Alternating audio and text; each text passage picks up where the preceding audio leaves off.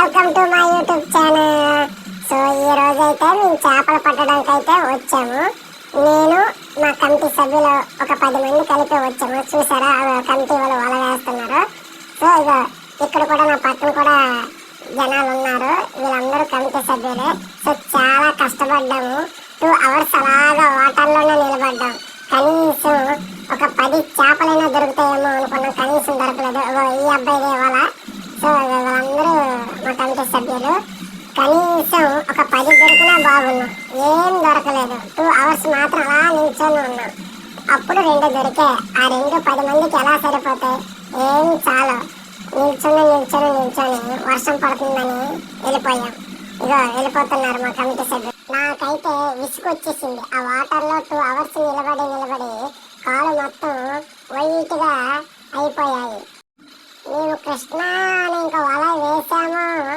అప్పుడే పక్క ఊరి నుండి జనాలు వలలు పట్టుకొని వచ్చేసారు. ఇంకెప్పుడు చేపలు దొరుకుతాయి చెప్పండి?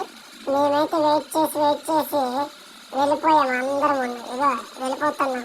వెళ్ళే ముందు ఒకసారి మా చెరువు మొత్తం చూపిస్తాను. చూడండి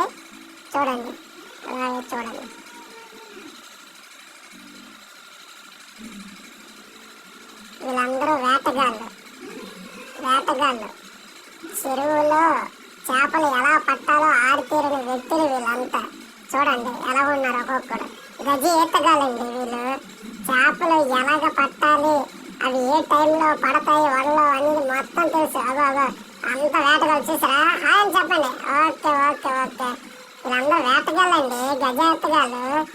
నీటిలో ఉండే చేపలు కూడా పట్టే రకాలండి ఇవి. అలా తయారయ్యారు మా వాళ్ళు. ఓకే ఒకసారి చూడండి అందరూ జనాలు. హాయ్ ఫ్రెండ్స్ అనండి అందరూ. ఓకే మంచి హుషారు ఉన్నారండి. వర్షం పడ్డది, చేపలు 2 దొరికాయి. మిగతా చేపల కోసం వెయిటింగ్ చేస్తున్నారు మా వాళ్ళందరూ. అరే బాబు